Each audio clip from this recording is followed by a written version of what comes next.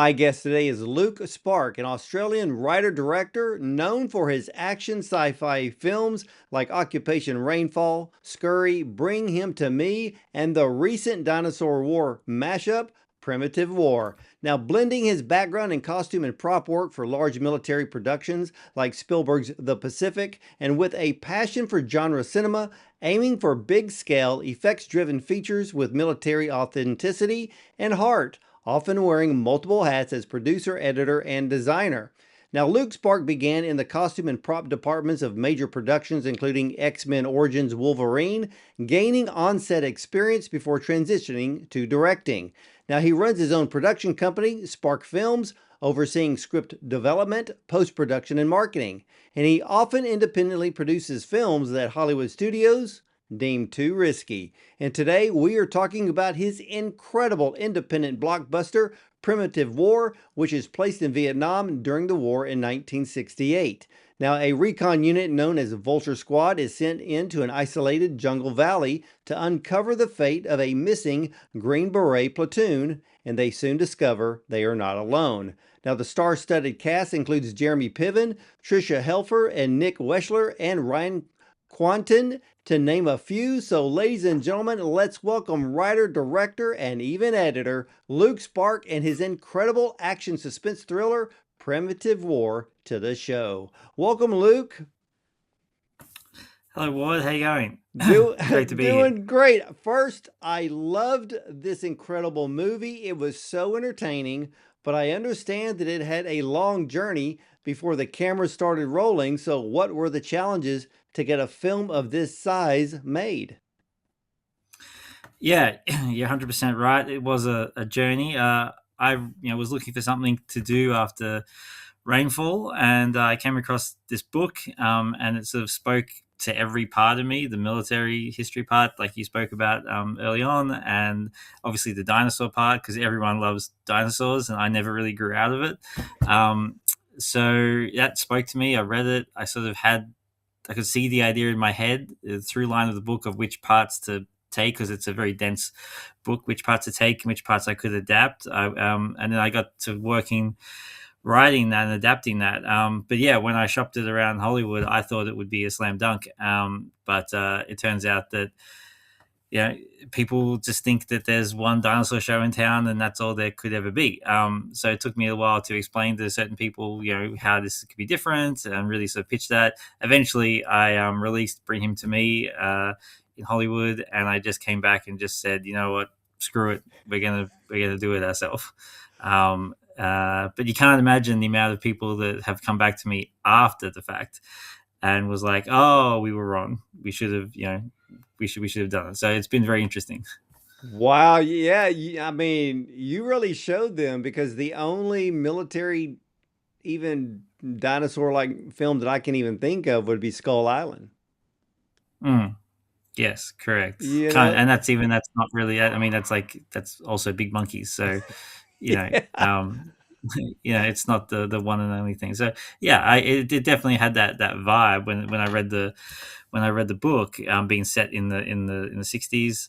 But it's crazy because there's multiple films made by the same thing all the time. You know what I mean? Like there's the obvious ones like Armageddon versus Deep Impact and whatever, Volcano versus Dante's Peak and that growing up. But even nowadays, there's still. You would think that the usual trend is, hey, that worked, like Skull Island worked. Let's make some more of Skull Island. Not that this is Skull Island, but it already shows that it kind of can work. But yeah, I don't know. Just this time in Hollywood is also, as we all know, a very interesting time of upheaval and people playing it safe and streamers and everything else. So it was maybe this would have got picked up like that back in the day, but in this climate, it was very difficult. Yeah, I was very surprised to learn that a studio didn't want to make this film, because I mean, the moment you yell shark, everybody's ready to make a new shark film.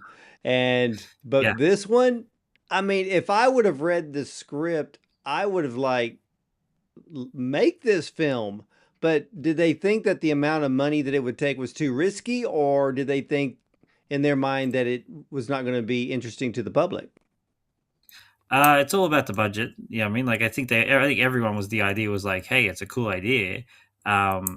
but they were just like, "You're not Steven Spielberg, and you don't have $250 million." You know what I mean? So yeah, and no one believed that we could do it for the price I was sort of telling people. And then I ended up doing it for even less, because when I was pitching it to people, I pitched it at a certain level, and when I did it myself, it was like, bare bones.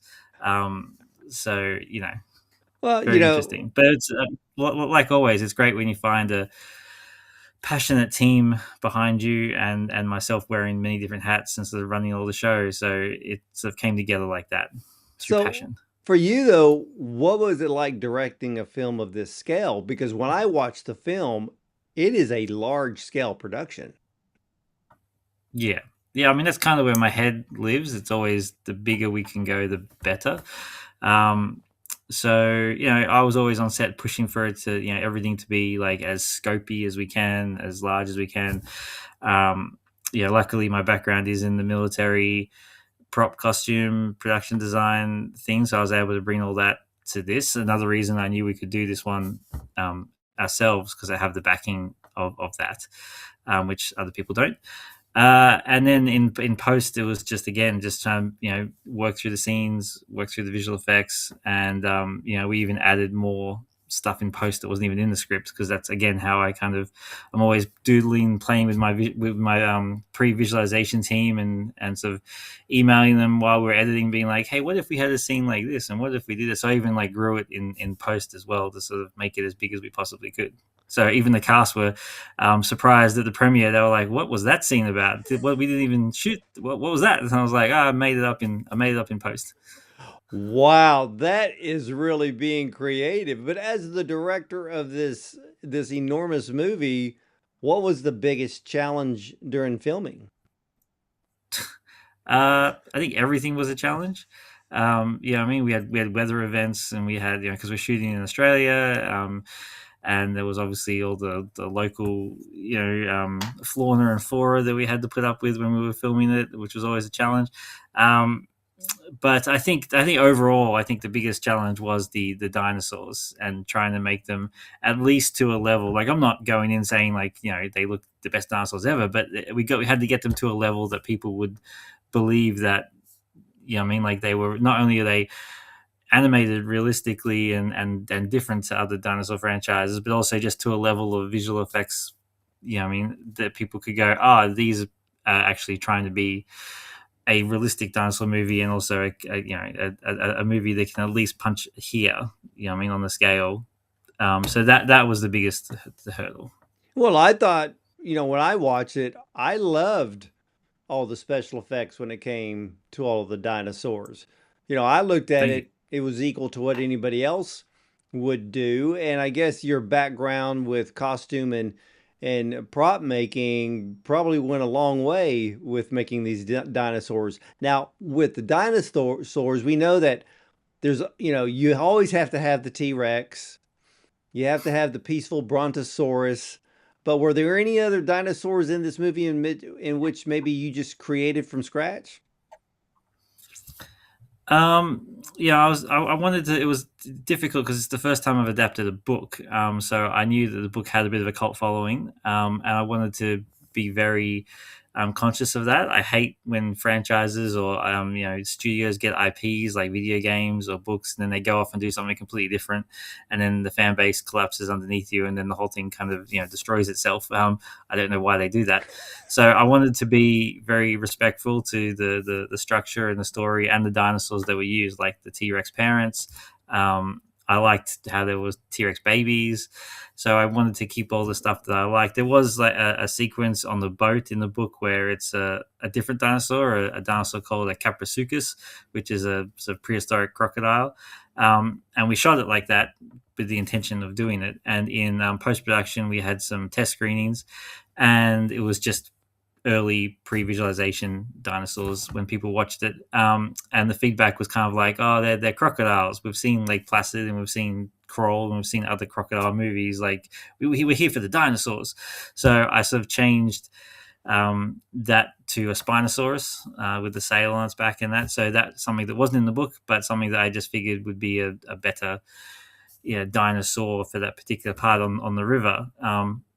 lo and behold, a couple months later, the teaser trailer for Rebirth drops, and there was Spinosauruses in the water with the boats in that movie too. And I was like, oh, well, we're too far now, so we had to sort of keep them both. But I think they're different enough that it kind of worked out.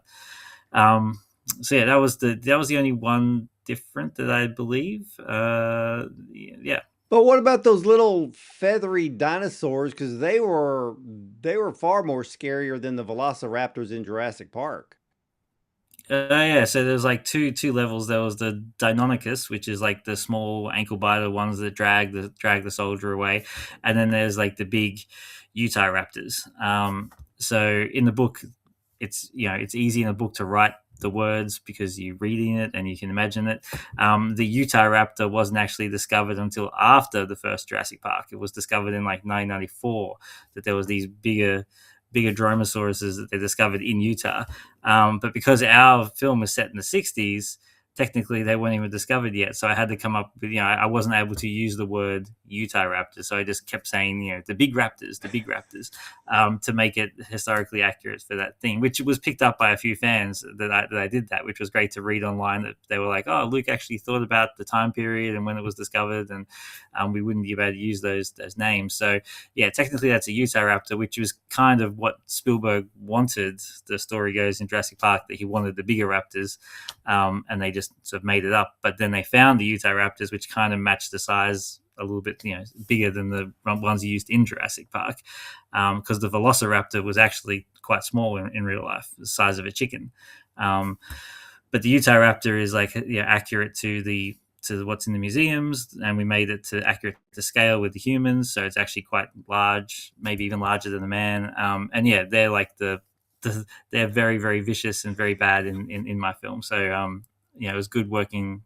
They're my favorite characters of the movie, the Utahraptors. So, which of the dinosaurs was the most challenging to create? I think the Utahraptor with the feathers. Anything with feathers. I got told very early on by some visual effects guys reached out to me who worked on Jurassic, and they're like, one thing, don't do feathers. They're too hard. And in the book, it's all very much feathers because Ethan Pettis, who's the author of the book, he wanted to make it very accurate, up to date of what we know about dinosaurs today. So feathers were a big part of these whole raptor family. So yeah, the feathers was a very annoying part to get right in the post production, and also thinking about it on set as well. We had some on set props and on set maquettes and on set. We had feathers for actors to grab onto the real feathers, and then we had to replace them with CG feathers, and it was a whole. It's a really sort of puzzle piece to put together when you're doing things like that. So, how many different effects did you use when it came to the dinosaurs? I mean, was there anybody in dinosaur suits, or did you have to make anything to? I mean, especially something like a T Rex. Did you have to make one to scale? I would love to make a full scale T Rex, like they did in the first Jurassic, but unfortunately, I don't have the budget, or I don't have Stan Winston Studios doing the amazing work that they did on that. So we used every trick in the book. For the big ones like the Rex, unfortunately, no, we couldn't build really anything for that. Just the way that the script and the character had to move, and we were shooting. My idea was to shoot it all on location, out in the jungles of Australia, subbing for Vietnam. And we were up on mountain ridges, and we were out on these valleys and rivers, and you could just never get like a full scale dinosaur rig out there. Like in the first Jurassic movie, they built that set around the T Rex in a studio, and I didn't want to do a studio. I wanted to feel like we shot it realistically, and then it was then up to my visual effects guys to use the references of our real jungle to then make sure that the dinosaurs matched the jungle rather than the other way around. For the smaller ones like the Utahraptors, yeah, we used every trick in the book. We had people in suits, and we had puppets, and we a full size puppet, and then we had little bits and pieces and maquettes. So we used everything we could do to help the actors, help the lighting, help the camera. It's all kind of servicing, making it realistic as possible. I didn't want to build something just for the sake of saying, "Oh, look, we had practical effects here and CGI there." I just want people to just watch it and just believe that they're there. Well, so you shot the whole film outdoors and never once used a sound studio? But we used the sound studio for some of the interiors. when they go inside into Russian bases and bunkers and everything else. But everything outside was, yeah, it was 100% real. Wow, being a large scale production as this one and being an independent film, uh, was casting the film a challenge? Yeah, yeah. I mean, again, everything was a challenge, but that was obviously an early challenge to get right, to get the right people. Not only for the characters, but also I'm always thinking for the end, the marketing and how we're going to position this film. And I have a big list of people that I want to work with because I'm a huge movie nerd, a huge movie buff myself. So people, working with people like Trisha from Battlestar, I'm a huge Battlestar fan. You could probably pick the shows I love from just the cast that I use in my movies. So Trisha and Ryan and obviously Jeremy from Entourage. I'm a huge Entourage fan, and so getting those guys in and sort of getting them to understand the sort of the concept, because when you go to an actor and you say it's dinosaurs in Vietnam, they kind of know what movie that's going to be. But they brought a lot of heart with them and sort of understood that's part of the journey we were going on. So it's great when you have a team that kind of gets the assignment and brings even more to it. And they really sort of came banded together like a band of brothers, and fought the elements with me. And yeah, it was great. So how long did it take Trisha to come up or practice and speak with a Russian accent? Well, for Trisha, she's amazing because she was the last person that we cast, and we were shooting like the next week. So she only had like a week or so to like get into this character and get into the accent. So she did amazingly for that time period. Well, yeah, I have seen quite a few films with Trisha in them, and I know there was two feature films this past year in which she starred in. And with this large scale production that you've created, how many total actors did you have for the film, including the background actors? I think overall, I think a fair few hundred of people. We had the Russian base where we had like maybe 100 background actors that day, and we had the military base at the beginning where we had a fair few. So yeah, overall of the over film, we had a couple of hundred background actors and actors working on it, which is great. I obviously love like you said, large scale. So anything I can to keep showing the scale, that's part of it.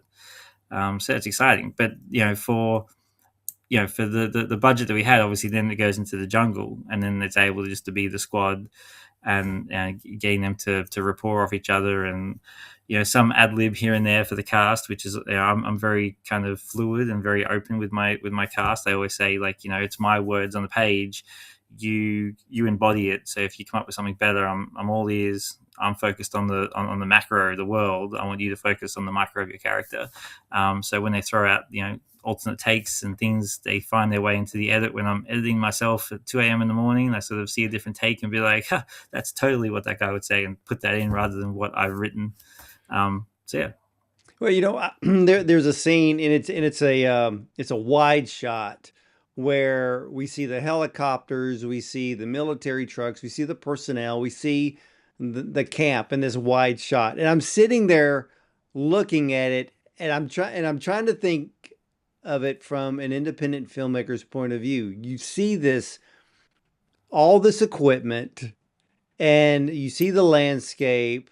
Was there an area of Australia which was basically an outdoor area just for film, or did you have to build the camp? I had to build the camp from scratch. I had to go find that location and build it with my team. So yeah, we looked around everywhere. Nothing was really fitting for me, and we came across that location at the very last minute. And I just stood there and said, "This is where we're going to build it. This looks great. The vistas and the mountains and everything else." And then we got to work on building that camp, and Wow. hard work. I'm impressed. I mean, before you turned the first camera on, I mean, how much work had you already put into the film? Well, a couple of years developing it, and I would say unfortunately, but when we decided just to do it ourselves, we had a very tight time limit with Jamie with Jeremy, Piven because he was over in Australia on something else, and I was like, well, we can. He wants to do it. He's been wanting to do it for a few months now. Let's use him while he's here. So he was going to fly back to the States. So we had this like window, and he's in that military camp. So we only had. Usually, films have months and weeks for pre-production. We only had 3 weeks to build everything and get it ready to shoot.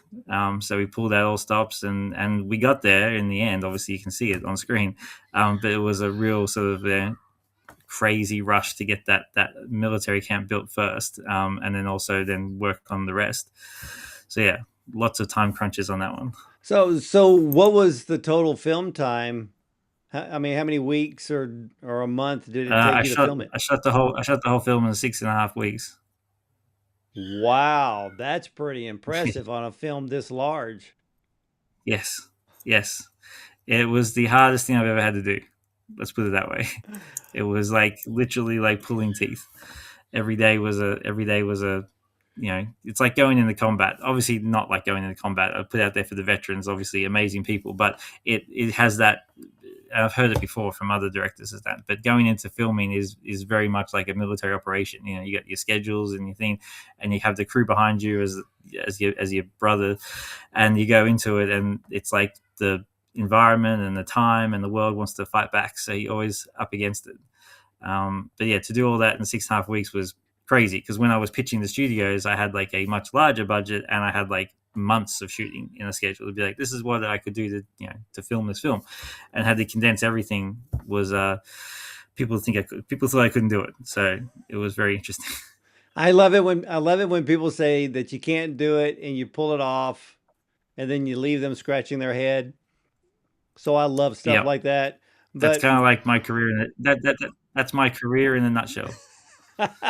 well, why in the world did you want to edit this film yourself? Because as I was watching it, I was looking at all of the camera angles, the scenes. Some were as rapid fire as the machine guns were. I was really super impressed. So, how long did the editing process take? Well, at least that process, I was able to sit there and spend some time. It wasn't like a 6 week time crunch. Um, and at least I had no one to blame but myself. Where usually an editor goes, "Oh, the director didn't get this cut. The director didn't get this angle." It was all me, so I could sit there and be like, "Oh, Luke, you didn't do that, but let's try to fix it."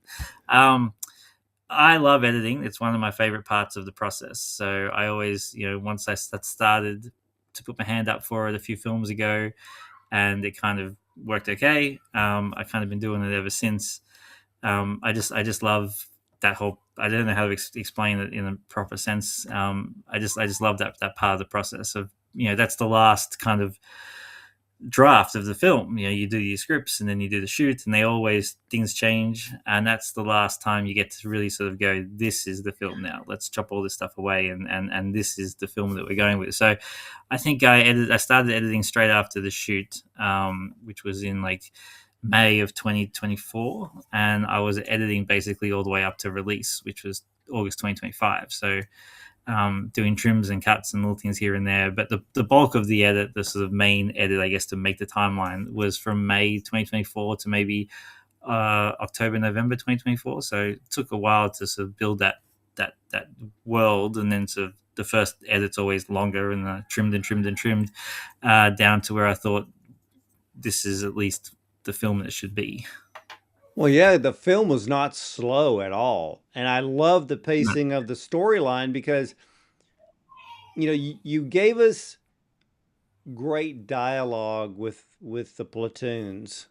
And and we were able to uh, understand the characters, like the characters, follow each one. Because I love the fact that when you're doing a military movie and you have a platoon type setting, you have multiple characters, you have multiple personalities, and in this film, they all come out and we know all the characters. And then you bring in and start mixing in the action sequences with the dinosaurs. I thought the whole thing was done perfectly. Yeah, thank you. I appreciate that. You have to sort of go with your gut, and that's sort of where my gut went. And yeah, I had to really sort of balance here and there, and also make sure that my idea was, once the dinosaurs begin, at least every 5 to 6 minutes, we go back and we see dinosaurs. I know because I knew going in that there was going to be a cohort of internet talk, because the internet's the internet, of people who watch the trailer and go, "Oh, I bet you there's going to be dinosaurs in there for like 5 minutes," because I've seen those sort of movies myself. So once I filmed all these crazy sequences and I had so much sort of these different types, I had a big sign on my editing suite that said, "Don't cut the dinosaurs. Like, nothing of the dinosaurs goes. If we're going to cut anything, we're going to cut, unfortunately, other things, not dinosaurs."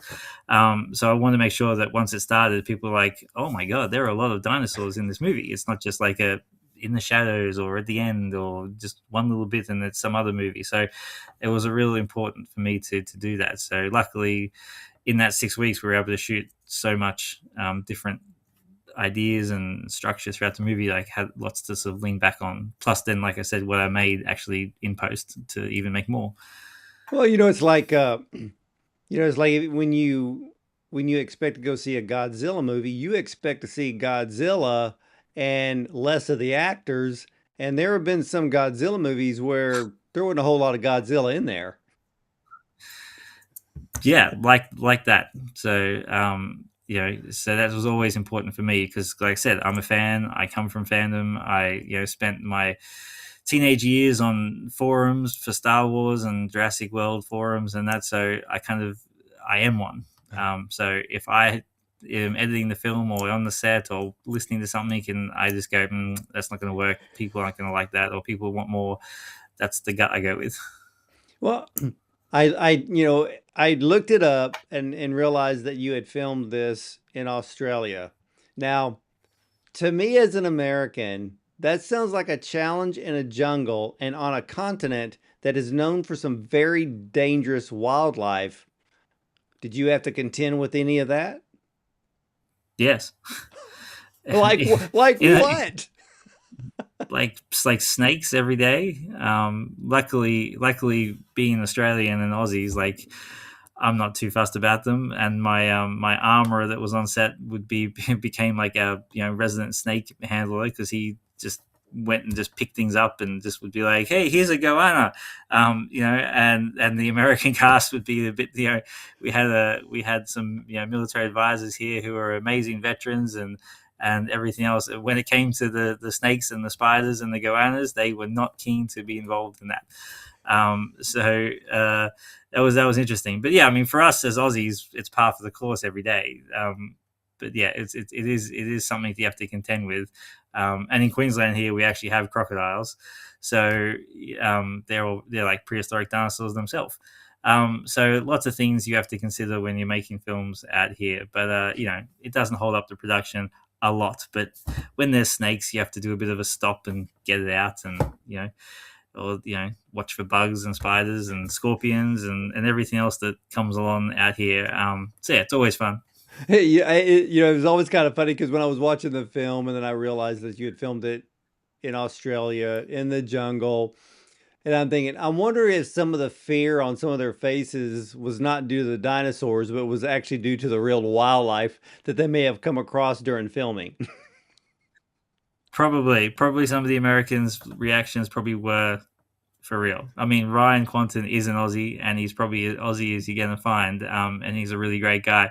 So he wasn't bothered, but I think some of the other cast, definitely when we were shooting some scenes in the jungles, I'm sure some of the looks are a bit real because we were shooting like there wasn't, because it was all very fast paced. 6 weeks, we'd find that I'd have my sort of areas that I'd sort of locked in the film at, and then I'd be like, "All right, we're shooting here." And there was kind of no rehearsals, not really any rehearsals, a little bit here and there, but it would be like very much on the fly. So it wasn't like these actors had time to sort of sit and go, "Are there spiders here? Is there snakes?" If something happened, it would happen. So I'm sure some of the looks were real. When I look at a film like this, I'm always amazed because you have a film here that when you look at certain scenes, you see the actors, you see the movement, you hear the dialogue, but then you're hearing all of the sound mixing. And when you have multiple machine guns going off, you have people screaming, you hear steps, running, people, maybe it's boots running across brush or sticks in the forest or whatever. How challenging was the sound mixing for some of the scenes in this film? Yeah, huge. That was a huge part of it. And again, being Australian, I had one Aussie doing the entire sound mix and coming up with the design of the whole thing. Chris Goods, who's actually based in America, he worked on things like Extraction for Netflix with Chris Hemsworth. But yeah, so he's done a lot of stuff, and him and I are good friends. So I sort of called on him, and we actually started him quite early in the piece, even before I finished editing the film.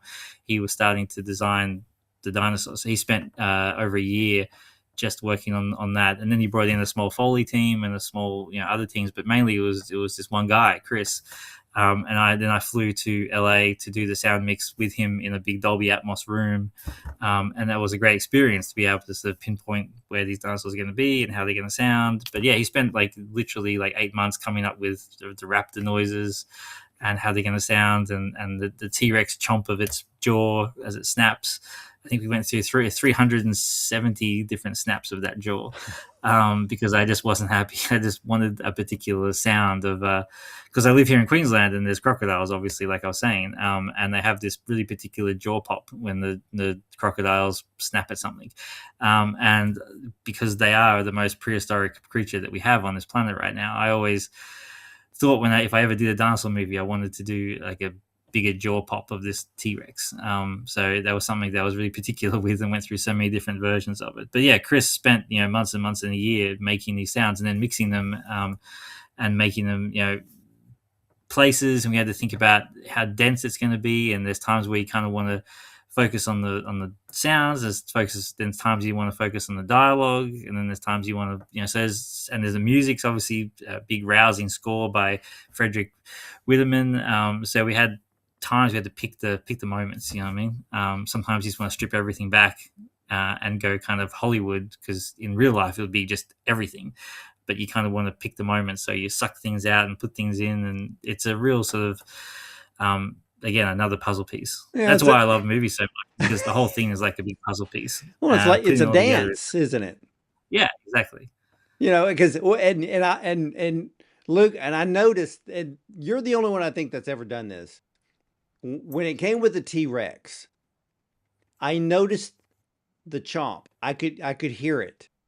In all other films, if it's Jurassic Park or whatever, I never once actually hear the jaw pop from the T-Rex. Yours is the only one I ever noticed. And I thought it was a really cool element. Yeah, I mean, some people like it, some people don't, but I particularly wanted to do it. Now, the other thing that I love that you did was that you didn't just keep the pterodactyls flying in the sky, you allowed them to come down and attack. And I love that surprise. Yeah, but that was a big scene in the book, and one of those ones where I read it in the book, and straight away I kind of like circled that chapter to be like, we got to do this. This is like some cool stuff here. And again, being on the time limit I didn't think we would get it, and we did, which is great. And I think it's, yeah, like you said, it's one of those things where it's like, that's very cool. I hadn't seen it before, so yeah, I'm very happy with that sequence. Well, you also did something too that a lot of the other films don't do is, if a dinosaur goes in and attacks or kills somebody, it's instant. I mean, if they're stomped on, they're dead. If they get bit, they're dead. But you actually had some of the characters in the film that had to linger through a lot of trauma after an attack, which is something we don't really see a lot of. Yeah, yeah. Again, I thought that was very different, and I wanted to really lean into that as much as I could. Yeah, you did very, very well. Now, I know that you have gained a lot of attention after this film came out. Are people interested in a sequel? Because I know I am. Yeah, there's a huge cohort of fans that rabid for a sequel. I've teased a few little things here and there. and the reactions have been all very, very good. It makes sense. There's, I think, 4 books in the series, so like I want to do a sequel. And I've just been sort of watching the rollout of the film around the world and seeing how it goes and seeing the reactions and obviously how the film's doing, in the box office and everything else. So, yeah, uh, if you ask me if I want to do a sequel, then I would definitely like to. Well, are there any studios or finance people that are wanting to jump in on this bandwagon with you? It's without saying too much, it's probably an easier conversation now. But nothing's sure in Hollywood until it's sure. So have to wait and see.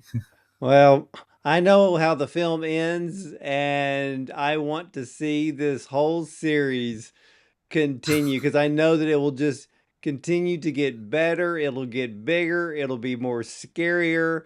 And who knows what type of characters you'll be able to introduce. But wow, you did a stellar job in bringing this film out. And I have to say, you got a lot of guts. Thank you, thank you. I appreciate that. And Yeah. yeah, I mean, everything about this film. I mean, I was so entertained when I watched it, and I know that audiences around the world have too. And now, is Primitive War, is it still in theaters around the world, or has it gone straight to streaming? Because I know it's on streaming because It's that's where I saw it. yeah. It's had a longer rollout than what I wanted. Again, because no one believed it even up until I sort of showed them trailers. I was showing people, I was showing different buyers and distributors around the world trailers, and they kept always saying, "How do we know you're not just showing us the best part? You could show us the best part, then we take the film, and it could be terrible." And I'm like, "Why would I do that to myself?" But I think there's been a lot of films like that in the past, so they must have been burned. But yeah, it's had a longer rollout. So it came out in the cinemas in the US, and then it went to streaming. It came out in the UK just in November, in cinemas, and then it's still coming out in Germany in cinemas, and Europe in cinemas like in February, March, and then Japan in like May in cinemas. So it's kind of had this long rollout. So yeah, it's definitely, if you wherever you're watching this, it's definitely either out or coming soon. Well, I saw it on streaming. I loved every single second of this film. And ladies and gentlemen, look, we all love Jurassic Park and we all love Skull Island. And when you throw in films like Platoon, Saving Private Ryan, Dunkirk, and others, and mash them all together, you get Primitive War. This film is an absolute fun and entertaining, scary ride, and when it's over, you're going to be just like me. You beg for more. Everything about this independent film rivals whatever the studios put out, and in many cases, this film is actually better. The visual effects, the dinosaurs are spot on amazing, and the audience will believe that these beasts are actually roaming the earth just like they did and like we saw in Jurassic Park, except in some cases, I think Luke's creations are far more bloodthirsty. But if you're a filmmaker, take a look at Luke's editing sequences and the pacing of his film. There is something to learn from the process when you watch Primitive War. I'm looking forward to more films from the one and only Luke Sparke. And Luke, thank you so much for getting up early in Australia and sharing this awesome film of yours with me today. Thank you, and thank you for everyone watching. Oh, absolutely. And ladies and gentlemen, again, Primitive War for many of us, it's available on streaming right now.